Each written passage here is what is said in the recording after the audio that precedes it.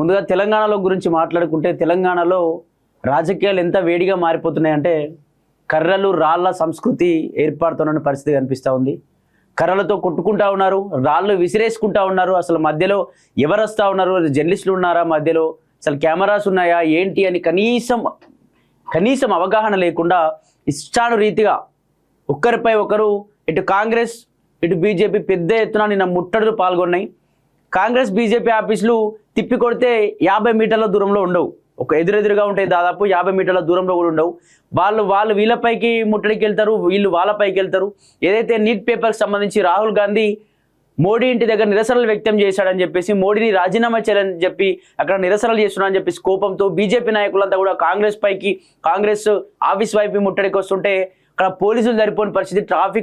Traffic అయితే విపరీతంగా పెరిగిపోయి సామాన్యులందరూ ఇబ్బంది పడుతున్న పరిస్థితులు. ఆ మెయిన్ ఏరియా ఇక్కడ నాంపల్లి గాంధీ భవన్ ఏరియాలో చాలా ఘోరమైనటువంటి ట్రాఫిక్ ఉంటుంది లకిడీ కప్పుల వరకు. ఆ ఘోరమైనటువంటి ఏరియాలో రోడ్లపైన ఈ కాంగ్రెస్ నాయకులు ఇటు బీజేపీ నాయకులు ఉరికొస్తూ ఉంటే వందలాది మంది పోలీసులు ఆ రోడ్లపైకి వస్తూ ఉంటే సామాన్య ప్రజలందరూ ఇబ్బందులు ఇక్కట్లు పడుతున్నటువంటి పరిస్థితి అసలు ఈ నాయకులకు ఎవరికైనా కనిపిస్తుందా? కర్రలు ఏంటండి, కర్రలు రాళ్లతో దాడులు ఏంటి? అసలు ఎటుపోతుంది ఈ సంస్కృతి? రాజకీయాలు ఎటు తీసుకుపోదాం అనుకుంటున్నారు? కొందరేమో ఇష్టానురీతిగా రకరకాల లకారాలు వాడతారు, ఇష్టానురీతిగా బూతులు మాట్లాడతారు, నీ జాతి నా జాతి అంటూ మాట్లాడతారు. రాజకీయ నాయకులు ఏం నేర్పిస్తున్నారు తెలంగాణ ప్రజలకి? బూతులు మాట్లాడద్దంటూనే బూతులు మాట్లాడుతూ ఉన్నారు. ఇందుకేనా మిమ్మల్ని ప్రజాప్రతినిధులుగా ప్రజలందరూ ఎన్నుకున్నది? ఇక్కడ కాంగ్రెస్ పార్టీ నాయకులు బీజేపీ వైపు వెళ్ళినప్పుడు బీజేపీ నాయకులు పెద్ద ఎత్తున కర్రలు పట్టుకొని రండి చూసుకుందామంటూ కూడా కర్రలతో బస్సుల అద్దాలు వాళ్ళని ఇష్టానురీతిగా కొడతా ఉన్నారు. కాంగ్రెస్ నాయకులేమో ఇటు రాళ్ళు ఇసిరేయడం, రకరకాల అటు వాళ్ళ నుంచి రాళ్ళు వచ్చినాయి, ఇటు వీళ్ళ నుంచి రాళ్ళు వచ్చినాయి. ఆ మధ్య జర్నలిస్టులకు కూడా దాడులు జరిగినటువంటి పరిస్థితిని మనం చూసినాం. నిన్న అక్కడ కవర్ చేయడానికి వెళ్ళినటువంటి జర్నలిస్టులు అందరిపైన రాళ్ళు పడ్డాయి. అక్కడ ముఖ్యంగా ఒక జర్నలిస్ట్ ప్రవీణ్ అనేటువంటి జర్నలిస్ట్ పైన కూడా ఒక రాయితో అటు ఆ బీజేపీ ఆఫీస్ నుంచి ఆ రాయి వచ్చింది అని చెప్పేసి కూడా అక్కడ చాలా మంది మాట్లాడుతున్నారు, వీడియోలు కూడా మాట్లాడుతూ ఉన్నారు. ఒక రాళ్లతో ఎందుకు దాడి చేసుకోవాల్సి వచ్చింది? అంత పెద్ద యుద్ధవాతావరణం ఎందుకు ఏర్పడింది? ఇక్కడ ఢిల్లీలో వాళ్ళు నిరసన ఏర్పాటు చేసి, కనీసం ఢిల్లీలో కూడా అట్లాంటి దాడులు లేవు కదా. డైరెక్ట్ మోడీ ఇంటికి పోయినప్పుడు అటువంటి దాడులు లేవు కదా. మోడీ ఇంటి దగ్గరికి పోయినప్పుడు నిరసనలు వ్యక్తం చేసి వెంటనే అరెస్ట్ అయ్యారు. దగ్గర ఉన్న పిఎస్ పరిధిలోకి వాళ్ళని తీసుకెళ్ళి మళ్ళీ 6 గంటల వాళ్ళు రిలీజ్ చేశారు. అక్కడ సంతోషంగా ఉన్నారు. సరే మీరు ప్రొటెస్ట్లు చేసుకోండి, నిరసనలు చేసుకోండి, లేకపోతే సరే ముట్టడికి వెళ్ళండి, కానీ కట్టెలు ఎందుకు, రాళ్ళు ఎందుకు? అసలు ఈ సంస్కృతిని, మీ రాజకీయ సంస్కృతిని మీరు ఏం చేద్దాం అనుకున్నారు, ఎటు తీసుకుపోదాం అనుకున్నారు అర్థం కాని పరిస్థితి. ఒక జర్నలిస్ట్ పై రౌతు పడితే కనీసం ఆ రోజు రౌతు పడే రోజు కనీసం అతని పైన కనీసం అతన్ని అది చేయకుండా, పాపం అనకుండా, కనీసం అతని దగ్గరికి వెళ్లకుండా వాళ్ళ దాడిలో వాళ్ళు ఉన్నారు, వాళ్ళ నిరసనలో వాళ్ళు ఉన్నారు. అంతా అయిపోయిన తర్వాత మేము పెద్ద ఎత్తున సోషల్ మీడియాలో మేము పోస్ట్ చేసుకుంటా ఉంటే, ఎందుకంటే యూట్యూబ్ జర్నలిస్టులు కదా, యూట్యూబ్ జర్నలిస్టులకి అసలు మెయిన్ స్ట్రీమ్ మీడియానే సపోర్ట్ చేయదు కదా, కనీసం వాళ్ళ ఛానల్లో కూడా మమ్మల్ని చూపించదు కదా. అటువంటి వ్యక్తులను మేము యూట్యూబ్ జర్నలిస్టులు అందరం కలిసి అతని దగ్గరలో ఉన్నటువంటి కేర్ హాస్పిటల్, నాంపల్లి పరిధిలో ఉన్నటువంటి కేర్ హాస్పిటల్కి మళ్ళీ తీసుకెళ్ళి అక్కడ మేము ట్రీట్మెంట్ అందిస్తూ ఉంటే అప్పుడు మేము సోషల్ మీడియాలో అతను వైరల్ చేసుకుంటా ఉంటే వీళ్ళ యొక్క కాంగ్రెస్ బీజేపీ కర్రల దాడి సంస్కృతి తీసుకొచ్చారు. ఆ దాడిలో ఒక జర్నలిస్ట్కు గాయాలు జరినాయని చెప్పేసి మేము సోషల్ మీడియాలో ఫోటోలు వీడియోలు వైరల్ చేసుకుంటా ఉంటే అప్పుడు ఒక్కొక్కరు వచ్చిర్రు. ఇటు కాంగ్రెస్ నాయకుడు మెల్లగా అక్కడికి వచ్చిరు, అటు తర్వాత బీజేపీ నాయకులు అందరూ వచ్చిరు. సరే మరి ఎవరు కొడితే దెబ్బ తగిలినట్టు? ఇటు కాంగ్రెస్ వాళ్ళు వచ్చారు, ఇటు బీజేపీ వాళ్ళు వచ్చారు. మరి ఎవరు కొడితే దెబ్బ తగిలినట్టు? ఎటుపోతుంది అసలు సంస్కృతి? ఎటుపోతుంది రాజకీయాలు? అసలు ఏం నేర్చుకుందాం అనుకుంటారు? ప్రజలకు ఏం నేర్పిద్దాం అనుకుంటారు? యువత కొత్తగా రాజకీయాలకు రావాలని చెప్పేసి ఇంట్రెస్ట్ ఉన్న వాళ్ళకి మీరు ఏం చెప్దాం అనుకుంటారు? అంటే కట్టెలతో దాడితో రౌడిజం చేస్తే రాజకీయ నాయకులం అయిపోతాం, రౌడిజం చేస్తే ఎమ్మెల్యేలం ఎంపీలం అయిపోతాం, రౌడిజం చేస్తే ఈ రాష్ట్రంలో అధికారంలోకి వస్తాం, ప్రజలు భయపడతారని అనుకుంటున్నారా? అసలు ఏం నేర్పిద్దాం అనుకుంటున్నారు? ఒకసారి వార్త కూడా మీకు చదివేటువంటి ప్రయత్నం చేస్తా. ఒకసారి దిశ పేపర్లోకి వెళ్ళేటువంటి ప్రయత్నం చేస్తే, నిన్న రాళ్ల దాడిలో జర్నలిస్ట్ ప్రవీణ్ అనే వ్యక్తికి మా మిత్రుడు, అతనికి నెత్తిపైన గాయాలు పడి అతని తలపై నుంచి బ్లడ్ కారుతా ఉన్నా కూడా అక్కడ ఎవ్వరూ కూడా కనీసం పట్టించుకోకుండా వాళ్ళ దాడిలో వాళ్ళు ఉన్నటువంటి పరిస్థితి చూస్తూ ఉన్నాం. ఒకసారి వార్త చూసేటువంటి ప్రయత్నం చేద్దాం. కాంగ్రెస్ వర్సెస్ బీజేపీ, ఇరు పార్టీల ఆఫీస్ ముట్టడి, తీవ్ర ఉద్రిక్తం, రాళ్లు రువ్వి కర్రలతో దాడులు, ఓ జర్నలిస్టు గాయాలు, లాఠీచార్జ్ చేసి చెదరగొట్టిన పోలీసులు, హైదరాబాద్ హై టెన్షన్. ఇక్కడ చూసుకోవచ్చు, గాయపడిన జర్నలిస్ట్, పోటాపోటీ నిరసన చేస్తున్న కాంగ్రెస్ కార్యకర్తలు, గాంధీ భవన్ ముట్టడికి వెళ్తున్న బీజేపీ నేతలు. సరే, ఒక వీళ్ళ బీజేపీ ఆఫీస్కి కావచ్చు, కాంగ్రెస్ ఆఫీస్ కావచ్చు, కనీసం ఒక 50 మీటర్ల దూరం డిస్టెన్స్ కూడా ఉండదు. అటువంటి వ్యక్తులు ముట్టడికి వెళ్ళడం, ఆ ముట్టడి కోసం వందలాది మంది పోలీసులు అసలు ఎన్నో ఎన్నో క్రైములు జరుగుతూ ఉన్నాయి, ఇవి చూసుకోవాలా వాళ్ళు? లేకపోతే మీ దాడుల దగ్గరికి వచ్చి వందలాది మంది ఆ పిఎస్ పరిధిలో నుంచి అందరూ మీ ఆఫీసుల దగ్గరికి వచ్చి రోడ్ల మీద పోలీసులు నిలబడతా ఉంటే వాళ్ళ పోలీస్ స్టేషన్ పరిధిలోకి ఏదైనా క్రైమ్ ఇష్యూస్ వచ్చినప్పుడు ఏమైనా దొంగతనాలు జరిగినప్పుడు పరిస్థితి ఏంది? వందలాది మంది పోలీసులు మీ దగ్గరికే వస్తేంది. కానీ మేము కూడా ఒకటి గమనించినాం, కాంగ్రెస్ ఆఫీసులో కూడా కొందరు నాయకులు అంటే ఎమ్మెల్యేల కార్లు ఉన్నాయి, ముంగట వేరే వాళ్ళ యొక్క యూత్ లీడర్స్ వాళ్ళు ఉన్నారు. వాళ్ళు కనీసం పోలీసులు ఆపుతున్నా కూడా, అంటే ప్రొటెస్ట్ జరుగుతూ ఉంది, వీళ్ళు బయటకి రోడ్లపైనకే ఎగబడితే మాకు మళ్ళీ ఇబ్బంది అవుతుంది, ట్రాఫిక్ ఇబ్బంది జరుగుతుంది, సామాన్య ప్రజలందరూ ఇబ్బందులు పడేటువంటి ప్రమాదం ఉంటుందని చెప్పేసి వాళ్ళు ఆపి ప్రయత్నం చేస్తే పోలీసులపైకే వెహికల్ దూసుకుపోతున్నారు. ఆ వీడియోలు కూడా ఉన్నాయి మా దగ్గర. పోలీసులు ముంగట ఆపి ప్రయత్నం చేస్తే పోలీసులపైకే వెహికల్, అసలు ఆ కారు ఆగట్లేదు. అటు అధికారంలో ఉంటే అంత అదెందుకు? అధికారంలో ఉంటే అంత అదెందుకు? పోలీసులు అక్కడ అటు ప్రజలకి ఇటు రాజకీయ నాయకులకి మధ్యవర్తులుగా ఉంటారు. ఎక్కడ ఏం ఇబ్బందులు జరగకుండా వాళ్ళు ఉంటారు. కానిస్టేబుల్ అక్కడ ఉన్న కానిస్టేబుల్ అందరూ కారును అడ్డం ఆపుతా ఉంటే కానిస్టేబుల్ పైకి కారు తీసుకుపోతుంటే కానిస్టేబుల్ మనుషులా గడిపించలేదని వాళ్ళు కూడా తిట్టిరు. అసలు ఏం చెప్పామనుకుంటారు రాష్ట్రానికి కాంగ్రెస్ నాయకులు? అంటే అధికారంలో ఉంటే మొత్తం ఏమైనా చేయొచ్చు, రౌడీజం చేయొచ్చు అని అనుకుంటున్నారా? ఏంది అసలు ఏం చెప్తామనుకుంటారు? ఇది మాత్రం కరెక్ట్గా ఖచ్చితంగా మార్పు తెచ్చుకోవాల్సింది. లేకపోతే మళ్ళీ కాంగ్రెస్ పార్టీ 50 ఏళ్ళు కాదు 100 ఏళ్ళు కూడా అధికారంలోకి మాత్రం బరాబర్ చెప్తాం. కాంగ్రెస్ వర్సెస్ బీజేపీ, ఇరు పార్టీల ఆఫీసు ముట్టడి తీవ్ర ఉద్రిక్తం. రాళ్లు దాడిలో ఓ జర్నలిస్టు గాయాలు, లాఠీ చార్జ్ చేసి చెదరగొట్టిన పోలీసులు. హైదరాబాద్ లో హైటెన్షన్. కాంగ్రెస్ బీజేపీ నాయకుల పోటాపోటీగా చేపట్టిన పార్టీ ఆఫీసుల ముట్టడి కార్యక్రమాల్లో బుధవారం హైదరాబాద్ లో హైటెన్షన్ వాతావరణం నెలకొన్నది. గాంధీ భవన్, బీజేపీ స్టేట్ ఆఫీసుల వద్ద కాంగ్రెస్ కమలం కార్యకర్తల మధ్య తీవ్ర ఘర్షణ చోటు చేసుకుంది. గాంధీ భవన్ వద్ద 2 పార్టీల కార్యకర్తలు కర్రలతో పరస్పరం దాడులు చేసుకున్నారు. పరిస్థితి అదుపు తప్పడంతో పోలీసులు రంగంలోకి దిగి ఇరు వర్గాల కార్యకర్తలపై లాఠీ చార్జ్ చేసి చెదరగొట్టారు. బీజేపీ ఆఫీస్ వద్ద సైతం రాళ్ల దాడి జరగగా ఒక జర్నలిస్టుకు గాయాలయ్యాయి.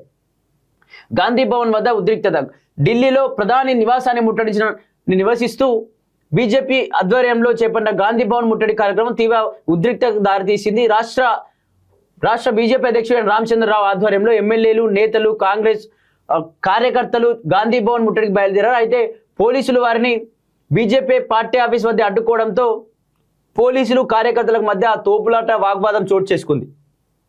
కొంతమంది కార్యకర్తలు, బీజేవైఎం నాయకులు బారికేడ్లను దాటి గాంధీ భవన్ చేరుకున్నారు. అక్కడ జగ్గారెడ్డి ఫ్లెక్సీని చించేశారు. అనంతరం BJP state chief Ramachandra Rao, Armur MLA Rakesh రెడ్డితో పాటు పలువురు నాయకులు, కార్యకర్తలను పోలీసులు అరెస్ట్ చేశారు. ఈ బీజేపీ ఆఫీస్ కావచ్చు, లేకపోతే కాంగ్రెస్ ఆఫీస్ కావచ్చు, కనీసం ఒక 50 మీటర్ల దూరం కూడా ఉండదు.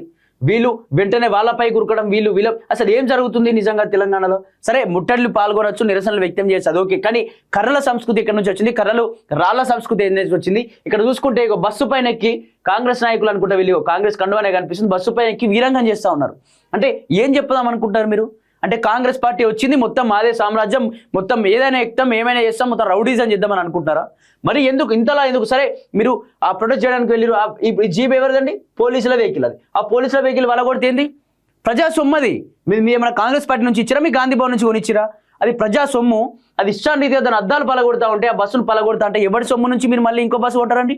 ఎవరి సొమ్ము నుంచి ఆ బస్సును మీరు మళ్ళీ రిపేర్ చేయించాలి? ప్రజల సొమ్ము. ఈ విధంగా ప్రజల సొమ్ము వృధా చేసుకుంటే అసలు మీరు ఏం చేద్దాం అనుకుంటున్నారు? ఎందుకు ఈ బస్సు ఎక్కడం ఏంది?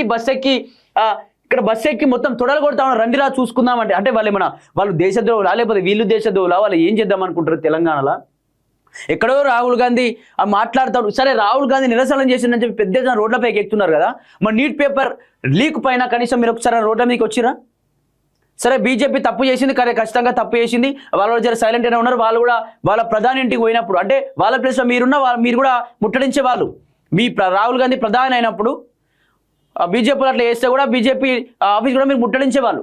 ఇక్కడ ఎప్పుడైనా నీట్ పేపర్ సంబంధించి, లేకపోతే 20 మంది చనిపోయినటువంటి వాళ్ళకి సంబంధించి తెలంగాణలో కాంగ్రెస్ పార్టీ నాయకులు కావచ్చు, ఎవరైనా గాంధీ భవన్ కావచ్చు, కనీసం ప్రెస్ మీట్ పెట్టడం, లేకపోతే నిరసనలు చేయడం చేసిరా?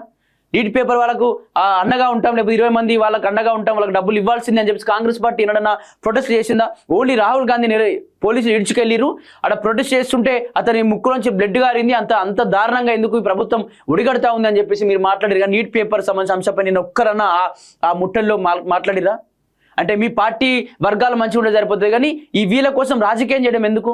ఇది ఖచ్చితంగా మానుకోవాలి. మరి ఇంతలా ఎందుకు? మరి ఇంతలా ట్రాఫిక్ అంటే సామాన్య ప్రజలకు ఇబ్బంది పడతా ఉంది. అటు నడి రోడ్డు మీద ఒక బస్సుపై ఎక్కి ఇంతలా ఆ బ్లేసి తొడగొట్టాల్సినటువంటి పరిస్థితులు ఎందుకు వస్తున్నాయి?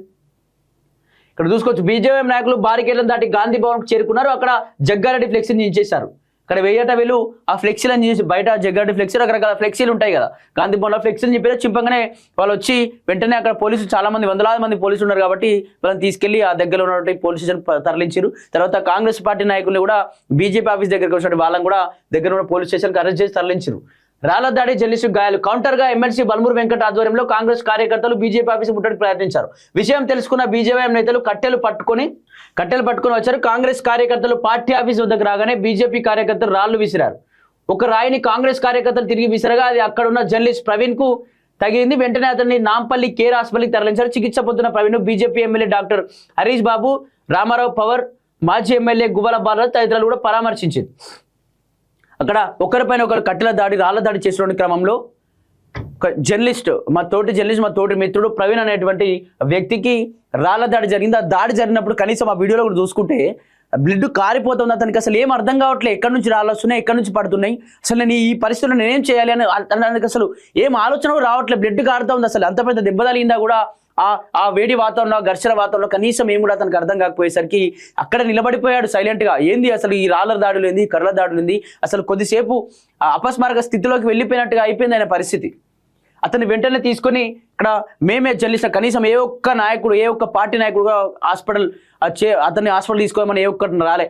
అలాను అరెస్ట్ చేసేసిరు. ఇక మేము అక్కడ ఉన్నటువంటి మా తోటి జర్నలిస్ట్ అతన్ని అక్కడ కారుతున్న రక్తాన్ని తుడిచి అతన్ని ఆ కచ్చిప్ లాంటి పట్టి ఆపి అతన్ని మళ్ళీ దగ్గరలో ఉన్నటువంటి కేర్ హాస్పిటల్ తీసుకుపోయిన తర్వాత ఇక మొత్తం లైన్ కట్టి కాంగ్రెస్ నాయకులు, బీజేపీ నాయకులు మొత్తం లైన్ కట్టి అక్కడికి వచ్చి చూసిరు. ఏం లాభం, అదేదో ముందు దాడి జరగక ముందు ఆలోచించాలి కదా. మేము తిరగబడితే బీజేపీ నేతలు తిరగలేరు. బల్మూరు వెంకట్ కాంగ్రెస్ నేతలు అహింసా మార్గం వదిలి తిరగబడితే బీజేపీ నేతలు రాష్ట్రంలో తిరగలేరని బల్మూరు వెంకట్ హెచ్చరించారు. నీట్ పేపర్ లీకేజ్ అంశంలో కేంద్రం దిగొచ్చే వరకు ఆందోళన కొనసాగుతామని చెప్పారు. బీజేపీ ఆర్ఎస్ఎస్ దాడులకు భయపడే పార్టీ కాంగ్రెస్ కాదని పేర్కొన్నారు. ముందుగా గాంధీ భవన్ పై బీజేపీ నేతలు దాడి చేసి ఫ్లెక్సీలు చించేశారని, దీనికి నిరసనగా కాంగ్రెస్ నాయకులు బీజేపీ కార్యాలయం ఎదుట శాంతియుతంగా నిరసన తెలపాలని, అయితే బీజేపీ ఆర్ఎస్ఎస్ కార్యకర్తలు కర్రలు రాళ్లతో కాంగ్రెస్ నేతలతో పాటు పోలీసులు మీడియా ప్రతినిధులపై దాడి చేశారని చెప్పేసి కూడా ఆరోపిస్తున్నారు. ఖచ్చితంగా నాయకులు కూడా వీళ్ళు కూడా బీజేపీ కావచ్చు, కాంగ్రెస్ నాయకులు కావచ్చు, అందరూ కొంచెం మారాలి. కర్రల సంస్కృతి, రాళ్ల సంస్కృతి తీసుకొచ్చి ప్రజలకు మీరు ఏం నేర్పిద్దాం అనుకుంటున్నారు? ఖచ్చితంగా మారకపోతే ఖచ్చితంగా ప్రజలు అన్ని గమనిస్తున్నారు. అన్ని గమనించి ఖచ్చితంగా ఏదో ఒక రోజు రెండు పార్టీలను రాజకీయంగా కూడా బొంద పెట్టేటువంటి అవకాశం ఉంటుంది. ఖచ్చితంగా వీళ్ళు కూడా మారాలి. మారకపోతే మాత్రం ప్రజలు అన్ని గమనిస్తారు. మళ్ళీ 50 సంవత్సరాలు మళ్ళీ బీజేపీ కాంగ్రెస్ అధికారంలో రాకుండా పోతాయి.